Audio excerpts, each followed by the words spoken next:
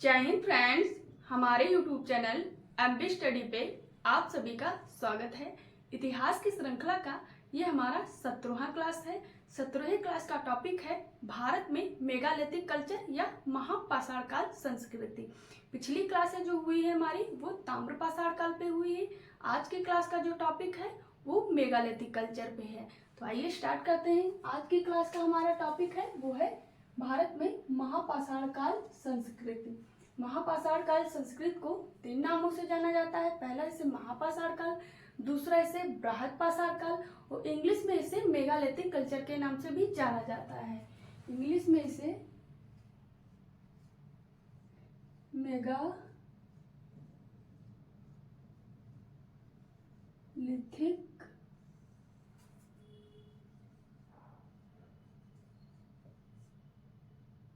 Culture, ये नाम जो है मेगालिथिक कल्चर, ये इंग्लिश में कहा जाता है और हिंदी में इसे महापाषाण काल और बृहद पाषाण काल के नाम से भी जाना जाता है। तो इस मेगालिथिक कल्चर को 3 नामों से जाना जाता है। पहला महापाषाण काल, दूसरा बृहद पाषाण काल संस्कृत, तीसरा मेगालिथिक कल्चर। ये बात हो गई इसके नाम की। अब बात कर लेते हैं इसके अर्थ की कि इसका महापाषाण काल का जो अर्थ है वो क्या है। जैसे कि पाषाण काल के अर्थ की बात करें तो उस काल में पाषाण के औजारों का प्रयोग होता था, इसलिए उसका नाम पाषाण काल पड़ा। ताम पाषाण काल की बात करें तो ताम पाषाण काल में भी तांबा और पत्थर का प्रयोग होता था, इसलिए उसका नाम ताम्र पाषाण काल पड़ा। महापाषाण काल इस काल का नाम रखा गया तो इसके पीछे भी कोई रीजन होगा, कोई अर्थ होगा, तो वही हम लोग जानेंगे कि इसका महापाषाण काल नाम क्यों पड़ा मेगालिथिक कल्चर। तो ये जो मेगालिथिक कल्चर नाम पड़ा है वो किससे पड़ा है, कहाँ से निकला है, तो ये ग्रीक भाषा के 2 शब्दों से बना है मेगालिथिक कल्चर। वो कौन कौन से शब्द हैं बात कर ले। तो मेगालिथिक जो शब्द बना है वो ग्रीक भाषा के 2 शब्दों से बना है। वो कौन कौन से शब्द है। वो पहला शब्द है मेगास, दूसरा शब्द है लियोथोस। अगर इनके अर्थ की बात करें तो मेगास का जो अर्थ है वो होता है बड़ा और लियोथोस का जो अर्थ है वो है पत्थर। अगर इनका अर्थ निकाला जाए तो अर्थ जो निकल के आएगा वो आएगा बड़ा पत्थर संस्कृत या बड़ा पत्थर काल। तो इसका जो बड़ा पत्थर काल संस्कृत ये निकल के आ रहा है नाम, इसके पीछे कोई रीजन है। तो बड़ा पत्थर या मेगालिथिक कल्चर महापाषाण काल नाम क्यों दिया गया, तो इसके पीछे ये रीजन है कि भारत में ये संस्कृति, ये कल्चर पहली बार उभर के आता है सामने, जहाँ पे देखने को मिलता है कि इस काल में मानो जो समाधान प्रक्रिया थी, इससे पहले मानो जो समाधान अंत्येष्ट करता था अपने मानव की, अपने पूर्वजों की, वो अपने घर में ही करता था, अपने घर के आसपास ही करता था। लेकिन मेगालिथिक कल्चर में सबसे पहले देखा गया मुख्य रूप से कि इस कल्चर में जो मानव अपने पूर्वजों का अंत्येष्ट कर रहा है, समाधान कर रहा है, वो सर्वप्रथम आवास क्षेत्र से हट के बाहर कर रहा है। तो ये जो पहला पूरा स्थल मिलता है वो नागार्जुन कोंडा है, जहाँ से पहला एविडेंस मिलता है कि जहाँ मानव आवास क्षेत्र को छोड़कर बाहर अंत्येष्ट कर रहा है या समाधान कर रहा है। तो यहाँ पे जो समाधान कर रहा है मानव, समाधान अंत्येष्ट करने के बाद जो समाधान होते थे उनको बड़े बड़े पत्थरों से ढक देता था। जैसे कि ये हो गया अंत्येष्ट की सामग्री। मानो क्या करता है, ये इसका समाधान हो गया और मानो क्या करता है, इसके चारों तरफ बड़े बड़े पत्थरों से इसको ढक देता है। डिफेंस की उद्देश्य, किसी भी उद्देश्य, धार्मिक उद्देश्य करता होगा। लेकिन मानो इस कल्चर में पहली बार देखा गया कि ये समाधान हो गया, समाधान के चारों तरफ बड़े बड़े पत्थरों से उसको ढक देता है। तो ये जो विशेषताएं हैं, 2 प्रमुख विशेषताएं मेगालिथिक कल्चर की।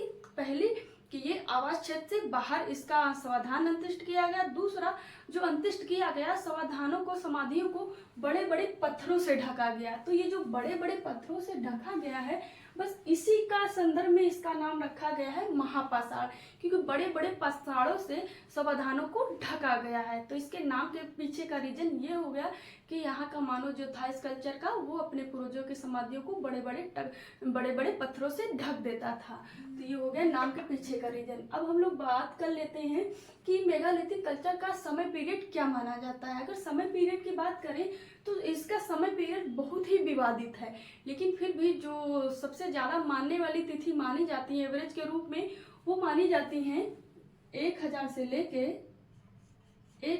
लेके 800 BC माना जाता है। ये जो मेगालिथिक कल्चर का समय पीरियड माना जाता है।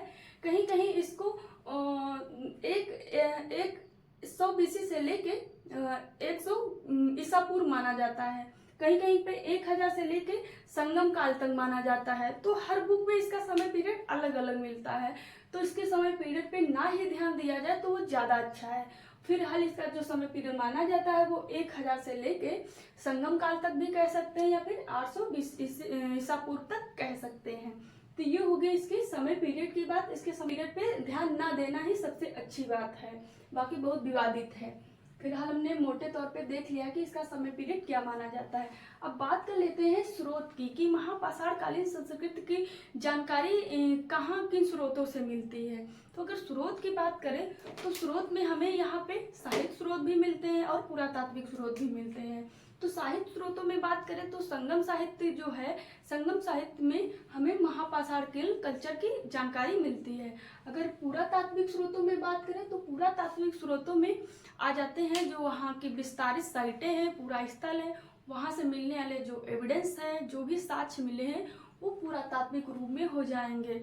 मानो उतनी टाइम जो भी प्रयोग करता था वहाँ पे फेंकता था, वही अवशेष के रूप में उत्खनन या खुदाई में मिले हैं, वही जो अवशेष हो जाएंगे वो हमारे पुरातात्विक साक्ष्य में आ जाएंगे। और साहित्य साक्ष्य में जो आएंगे वो हमारे संगम साहित्य आ जाएंगे। संगम साहित्य मतलब जो लिखित में साहित्य प्राप्त हुआ है उसे साहित्य स्रोत कहते हैं। तो साहित्य स्रोत में हमारा संगम साहित्य और पुरातात्विक स्रोतों में हमारे पूरा स्थल से मिलने वाले पूर्वावशेष हो जाएंगे। अब बात करते हैं कि महापाषाण काल कल्चर के खोजकर्ता कौन थे, कहाँ से ज्ञात हुआ कि भारत में महापाषाण काल विद्यमान है। तो खोजकर्ता की बात करें कि खोजकर्ता कौन है, तो भारत में जो खोजकर्ता माना जाता है वो कर्नल मेडोज टेलर को माना जाता है। कर्नल मेडोज टेलर जो है वो कर्नाटक का जो गुलबर्गा जिला है वहाँ पे जो उत्खनन करते हैं वो करते हैं 1851 से लेके 62 तक करते हैं। कर्नल मेडोज टेलर ने कर्नाटक के गुलबर्गा जिले में 1851 से लेके 1862 तक खुदाई करते हैं। उसी खुदाई से ज्ञात होता है कि भारत में मेगालिथिक कल्चर विद्यमान है। तो सबसे पहले जो मेगालिथिक कल्चर की जानकारी दिए हैं वो हमारे कर्नल मेडोज टेलर ने दिया है। तो ये हो गई हमारी खोज की बात। इसके बाद भी अन्य विद्वान काम करते रहे, खोज करते रहे, एविडेंस मिलते रहे, लेकिन सर्वप्रथम जो हमको जानकारी दी है वो कर्नल सर ने दिया है। अब बात कर लेते हैं कि उद्भव, इसका उद्भव या प्रारंभ मेगालिथिक कल्चर का कहाँ किन हिस्सों में पाया जाता है।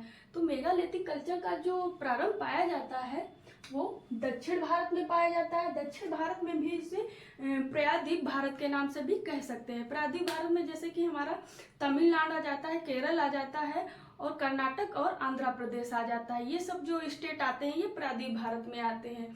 तो ये उद्भव की बात करें तो ये दक्षिण भारत ऑप्शन में ऐसे पूछ सकता है कि मेगालिथिक कल्चर का उद्भव कहाँ हुआ है, तो ऑप्शन में दक्षिण भारत भी मिल सकता है और प्रायद्वीप भारत मिल सकता है। इसके अलावा कावेरी मोहाना भी मिल सकता है। कावेरी बेसिन जो है दक्षिण भारत की, वहाँ पे भी इसका कल्चर पाया जाता है।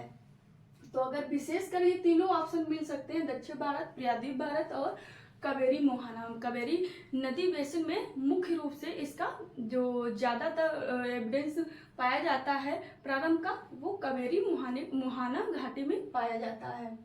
अब बात करें अगला, ये है सीमित मात्रा में उत्तर भारत में भी इसके एविडेंस पाए जाते हैं, लेकिन उद्भव जो माना जाएगा वो प्रायद्वीप भारत ही माना जाएगा, लेकिन एविडेंस थोड़े सीमित पैमाने पे हमें उत्तर भारत से भी देखने को मिलते हैं। ये बात हो गई। अगर उद्भव की बात करें, जैसे कि हमारा ये हो गया हमारा, ये है हमारा प्रायद्वीप भारत। तो ये वाला जो हिस्सा है ये हो गया हमारा केरल, ये हो गया तमिलनाडु, अब ये हो गया कर्नाटक और ये हो गया हमारा आंध्र प्रदेश। ये वाले जो हिस्से, इसी हिस्सों में मेगालिथिक कल्चर का उद्भव माना जाता है।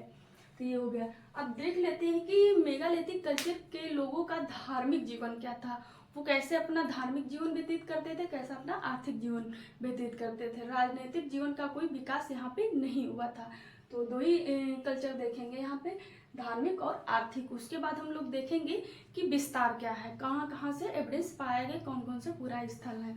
अगर धार्मिक जीवन की बात करें कि मेगालिथिक कल्चर में मानव का जीवन क्या था, तो यहाँ पे मानव शिव का पूजा करता था। शिव का पूजा कैसे करता था, तो शिव का एक लोहे का हमें एविडेंस मिला है, त्रिशूल मिला है। तो उससे ज्ञात हुआ कि मेगालिथिक कल्चर का मानव शिव की पूजा करता था।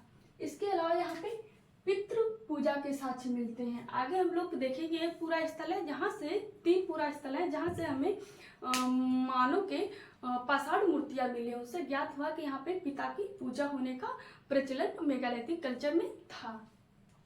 अन्य है कि यहाँ पे आंशिक समाधान पाए जाते हैं। मेगालिथिक कल्चर में अधिकांश जो 99% समाधान बैरियर पाए जाते हैं वो आंशिक समाधान ही पाए जाते हैं। आंशिक समाधान का क्या मतलब है कि मेगालिथिक कल्चर में जो मानव जब वो मर जाता था तो उसको जंगल में छोड़ देते थे। जंगल में जंगली जो जीव जंतु होते थे वो खा जाते थे। शेष को जैसे कि लोहे के अस्त्र शस्त्र रखता था, इसके अलावा मृदभान रखता था। मृदभान में भी कौन से मृदभान का प्रचलन था, तो वो काले और लाल मृदभान थे। कौन से? काले और लाल, या फिर कृष्ण लोहित कह सकते हैं। इन मृदभांडों को भी रखा जाता था। तो जो अंत्येष्टि किया जाता था उनके पूर्वी या उत्तर हिस्सों में कुछ छोड़ दिया जाता था, होल या दरवाजा जैसे छोटा सा कोई प्रवेश करने के लिए। मतलब टाइम पे भी मानो कुछ दिनों के बाद पर्व पड़ने पे उस समाधान में कुछ आवश्यक सामग्री रखता था। लेकिन प्रमुख रूप से जो माना जाता है कि इहलोक परलोक में जो विश्वास करता था, उनका मानना था कि हमारा पूर्वज जो मर जाएगा उसके बाद उससे वहां पे खाने पीने और सुरक्षा की आवश्यकता पड़ेगी। इसी दृष्टि से वो कृष्ण लोहित मृदभान रखता था। इसके अलावा लोहे के जितने औजार रखता था वो लोहे के औजार रखता था, और जितने भी औजार रखा वो युद्ध करने वाला रखा है। तो जैसे कि रखता था मतलब बर्छा रखता था, तलवार रखता था और कटिया रखता था। इसके अलावा कुदाल और हंसिया रखता था। ये जो सामग्री रख रहा था मानो वो कब्रों में रख रहा था। तो इससे ज्ञात होता है कि मेगालिथिक कल्चर में जो मानव था उसको युद्ध में काफी विश्वास था, क्योंकि जितनी औजारें मिल रही हैं यहाँ पे वो युद्ध करने के लिए मिल रहे हैं। कृषि की जो औजारें हैं वो बहुत सीमित पैमाने पे मिल रही हैं। तो ये लगता था कि मानव विश्वास करता था कि हमारा पूर्वज मर जाएगा तो वहाँ पे उसको सुरक्षा की जरूरत पड़ेगी, उसी सुरक्षा के लिए वो इतनी सारी औजारें लोहे की रखता था। ये भी विशेषता है हमारी मेगालिथिक कल्चर की। ये बात हो गई इसके धार्मिक जीवन की। अब बात कर लेते हैं कि धार्मिक जीवन में भी यहाँ पे जो समाधियां हैं वो बहुत प्रकार की समाधियां पाई जाती है, क्योंकि ये महापाषाण काल जो है वो बैरियर के लिए ही प्रसिद्ध है। तो यहाँ पे लगभग 35 प्रकार की समाधियां पाई जाती है। उसमें से हम लोग प्रमुख समाधियां देखेंगे। जैसे कि ये यहाँ पे जो समाधियां पाई जाती हैं कई प्रकार की पाई जाती हैं। तो 35 समाधियां हैं, 35 प्रकार है समाधियों को जो अलग अलग तरीके से अंत्येष्ट किया गया या दफनाया गया है उनके पूर्वजों को। तो ये जो जानकारी दी है, ये जो लिस्ट तैयार की है कि 35 प्रकार के, हालांकि अन्य भी विद्वान शामिल हैं, लेकिन जो प्रकार की बात किए हैं एक विद्वान है जिनका नाम है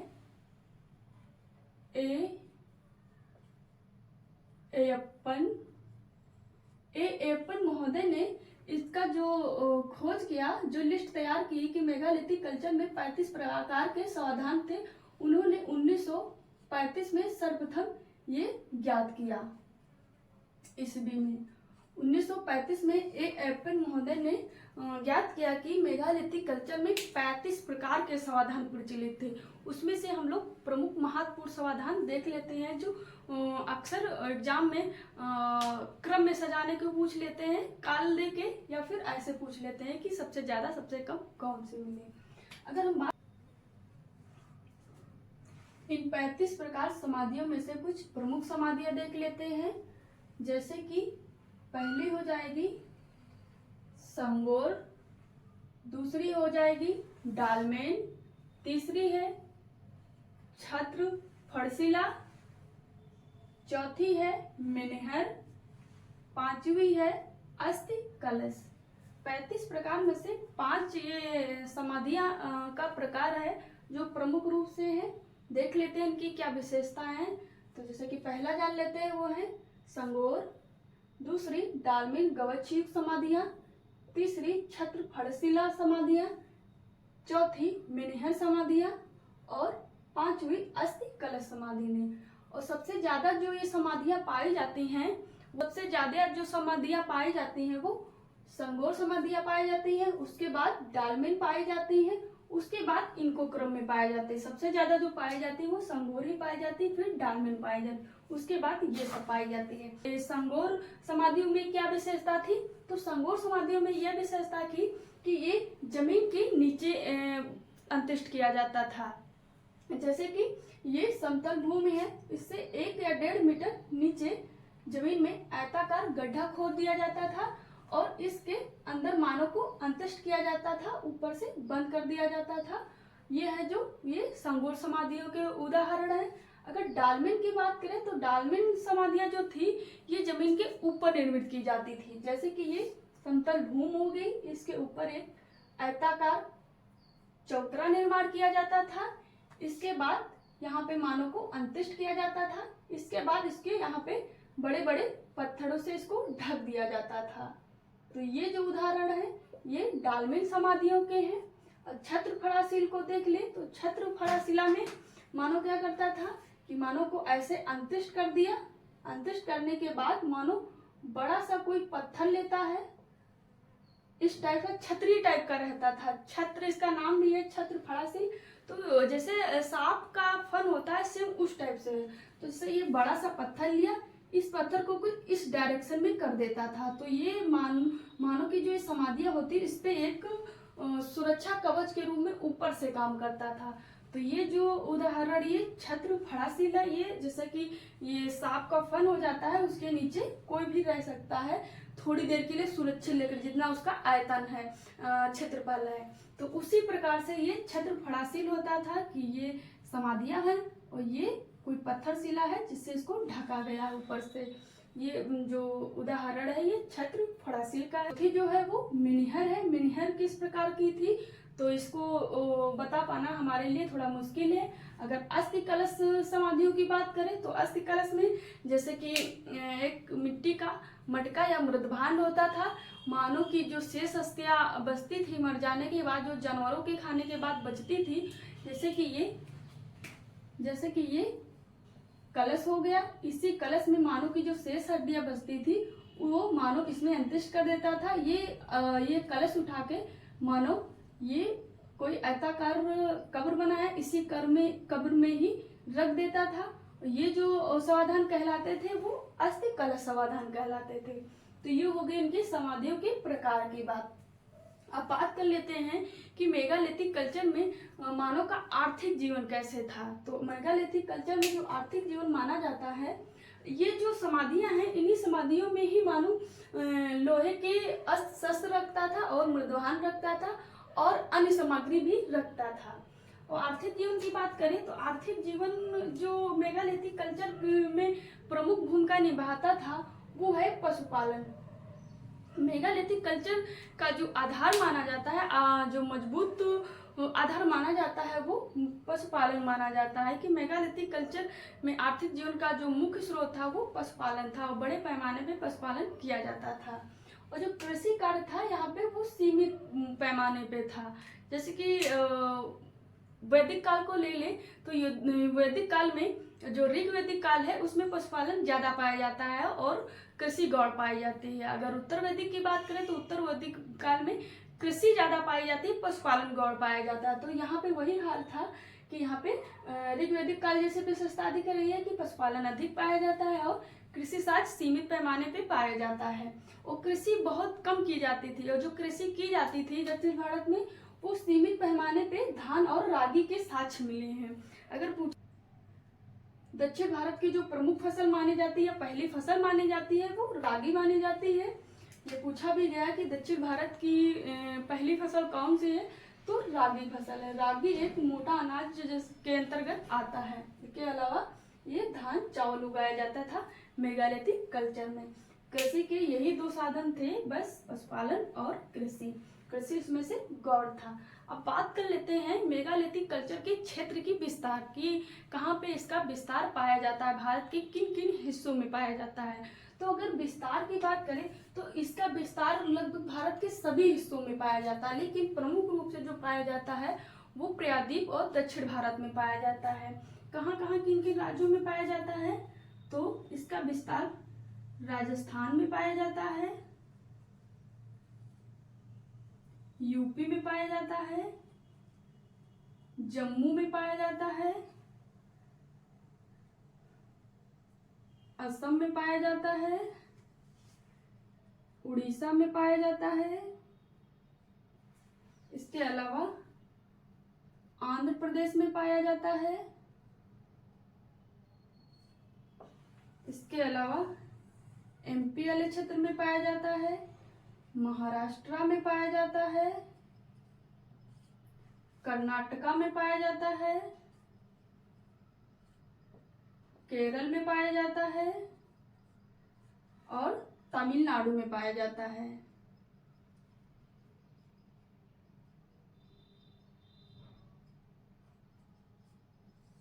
ये जो क्षेत्र हैं, इन क्षेत्रों में मेगालिथिक कल्चर का विस्तार भारत में पाया जाता है। कितने राज्य हैं लगभग में?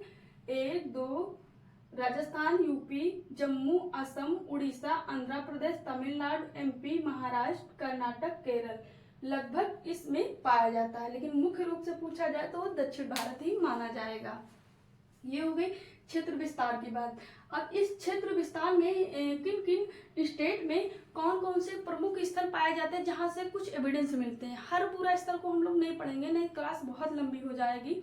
हम उन्हीं पूरा स्थलों को देखेंगे जहां से कुछ विशेष प्रकार के एविडेंस या पूर्वावशेष मिले हैं, जिनसे ज्ञात हुआ है इस कल्चर के बारे में। बाकी हम लोग एक लिस्ट के रूप में देख लेंगे लास्ट में कि कौन कौन से पूरा स्थल हैं। यहाँ पे प्रमुख स्थल ही देखेंगे। अगर पहले पूरा स्थल की बात करें तो वो है हमारा ब्रह्मगिरी। ब्रह्मगिरी पूरा स्थल पे जो काम किए हैं वो 1947 में किया है। किसने किया है? तो यहाँ पे जो काम किए हैं वो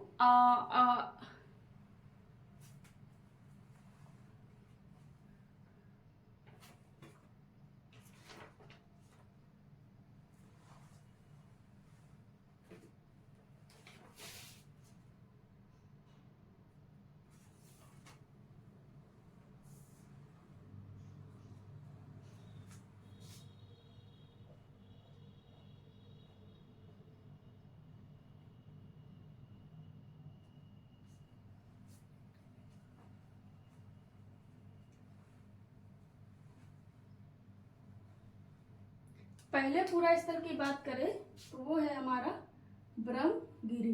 ये ब्रह्मगिरी पूरा स्थल है। यहाँ पे जो काम किए हैं वो मार्टिमर महोदय ने किया है। कब किया है? तो 1947 में किया है। ब्रह्मगिरी पे काम किसने किया है? तो मार्टिमर महोदय ने किया है। कब किया है? तो 1947 में किया है। यहाँ पे मिला क्या एविडेंस पे? तो यहाँ पे मजबूत आधार पे, जिस आधार पे कह सकते हो कि ये कल्चर समाधियों के रूप में प्रचलित था, बड़े बड़े समाधियों को ढकने के रूप में प्रचलित था। तो ये एक मजबूत आधार मिला ब्रह्मगिरी से इसके समाधियों से जोड़ने के लिए मेगालिथिक कल्चर। तो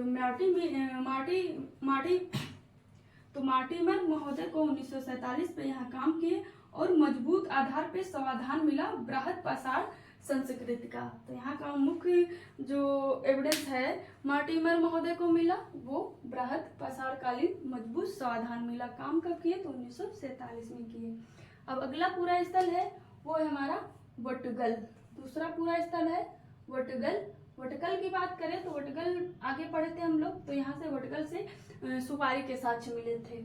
मेगालिथिक कल्चर में वटगल से लोहे की छुरी मिली है। इसके अलावा यहाँ से सबसे महत्वपूर्ण है कि वटगल से यहाँ पे सोने से लिपटा चांदी का तार मिला है।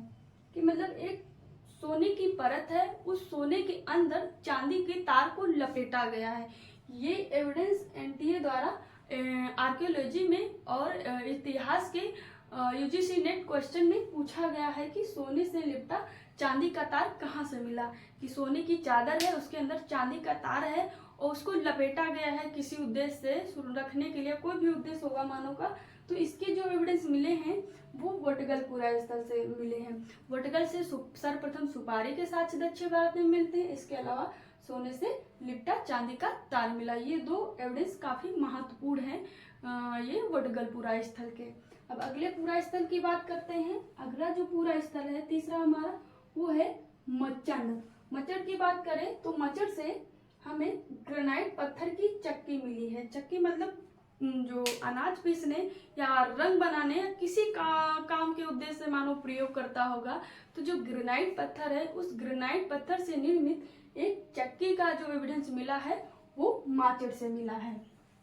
अगला पूरा स्थल देखें। अगले पूरा स्थल की बात करें तो वो है तमिलनाडु के स्थल। तमिलनाडु के स्थल में कौन से हैं तो ये बात करें, पहला है हमारा चौथा पूरा स्थल देखें वो है हमारा बिलपुरम। पांचवा स्थल है मुत्तोर। छठा स्थल है उदयरनट्टम।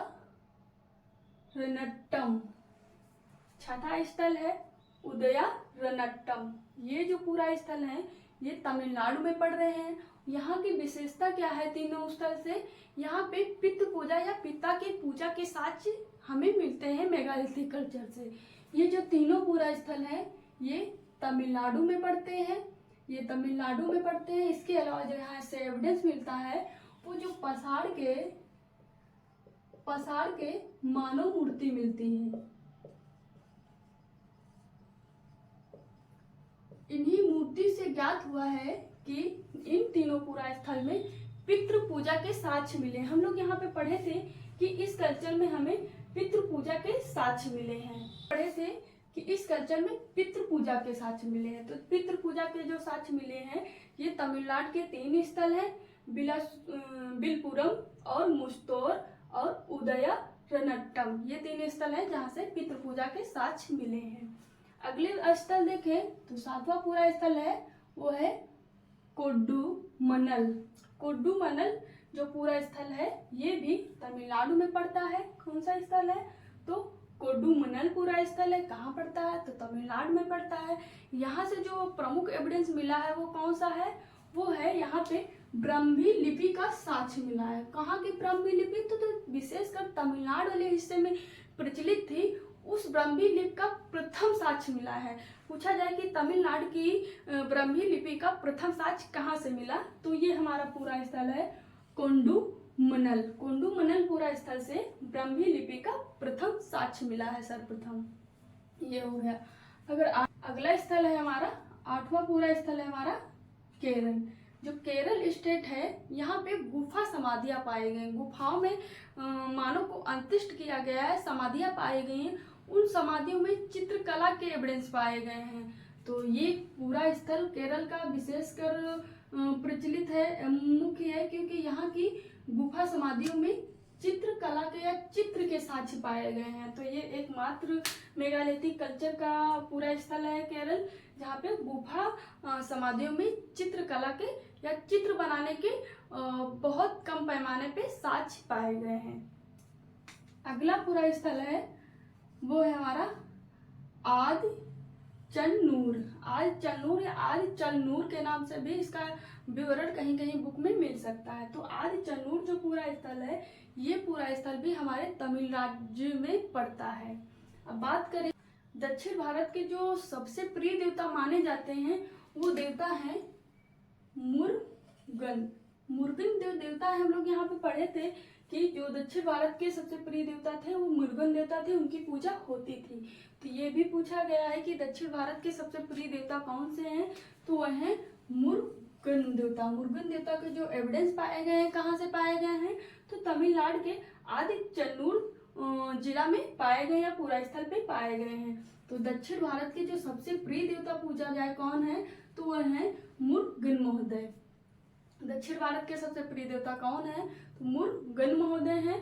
और बात करें कि यहाँ पे अस्थि कलश के प्रचलन पाए जाते हैं। अस्थि कलश की हम लोग बात किए थे कि जैसे ये मानो जब अंत्येष्ट कर जाता है, मर जाता है, तो उसको जंगलों में डाल दिया जाता है और जो जंगली जानवर होते हैं उनको खा लेते हैं। शेष बचे एविडेंस जो रहते हैं हड्डियाँ अस्थि, तो जैसे कि ये कलश हो गया, इसी कलश में मानव की हड्डियां रख देता है, फिर जाके मानव अंत्येष्ट कर देता है, तो इसे ही अस्थि कलश कहा जाता है। ये वाला बहुत इंपॉर्टेंट है कि मुरुगन देवता जो है, मुरुगन देवता ये दक्षिण भारत के प्रमुख देवता है, सबसे प्रिय देवता है। अगला पूरा स्थल है हमारा, वो है पांडुपुली पूरा स्थल। पांडुपुली पूरा स्थल जो है ये भी तमिलनाडु राज्य में पड़ता है। यहाँ पे जो मुख्य एविडेंस मिलता है वो मिलता है, एक शासक हैं जिनका नाम है, वो रोम के शासक हैं जिनका नाम है अगस्टस। रोम के शासक अगस्टस है, उनकी चांदी के सिक्के मिलते हैं। ये भी क्वेश्चन पूछा गया है एनटीए द्वारा कि अगस्टस के सिक्के कहाँ से मिले या अगस्टस के सिक्के किस धातु के थे। तो रोमन शासक जो थे वो अगस्टस थे, उनके चांदी के सिक्के मिले हैं। किस पूरा स्थल से मिले हैं? तो पांडुपुली पूरा स्थल से मिले हैं। अब बात कर लेते हैं नेक्स्ट, वो है हमारा सुलूर। सुलूर पूरा स्थल भी हमारे ये तमिलनाडु राज्य में ही पड़ता है। यहाँ की विशेषता क्या है कि यहाँ पे एरड़ एक सिक्का मिला है। एरड़ किसी पूरा स्थल का नाम नहीं, ये एरड़ जो नाम दिया गया है ये सिक्के को नाम दिया गया है। तो सुलूर से एरड़ चांदी का सिक्का मिला है। यहाँ पे चांदी का सिक्का पांडुपुल से अगस्टस का मिला था रोमन शासक, यहाँ से एरड़ चांदी का सिक्का मिला है। तो क्वेश्चन पूछ सकता है एरड़ क्या है? तो एरड़ एक चांदी का सिक्का है। अब बात कर लेते कल्चर की एक और विशेषता पाई जाती है कि मेगालिथिक जो कल्चर है ये कई अन्य महाद्वीप में पाया जाता है। ये केवल भारत की ही विशेषता नहीं है कि भारत में ही मेगालिथिक कल्चर पाया जाता है, जैसे कि पाषाण काल भी अन्य महाद्वीपों में पाया जाता है, वैसे हमारा जो मेगालिथिक कल्चर है 3 महाद्वीपों में पाया जाता है। वो कौन कौन से महाद्वीप हैं? पहला एशिया महाद्वीप, दूसरा यूरोप महाद्वीप में पाया जाता है, तीसरा अफ्रीका महाद्वीप में पाया जाता है। तो ये जो मेगालिथिक कल्चर है ये 3 महाद्वीपों में पाया जाता है, ये भारत में ही या एशिया महाद्वीप की विशेषता नहीं है। तो आई होप आज की क्लास का हमारा टॉपिक मेगालिथिक कल्चर आपको समझ में आया होगा। हमारी क्लास से आपको एग्जाम में या फिर नॉलेज में काफ़ी हेल्प मिलेगी। और बाकी आज के लिए जय हिंद।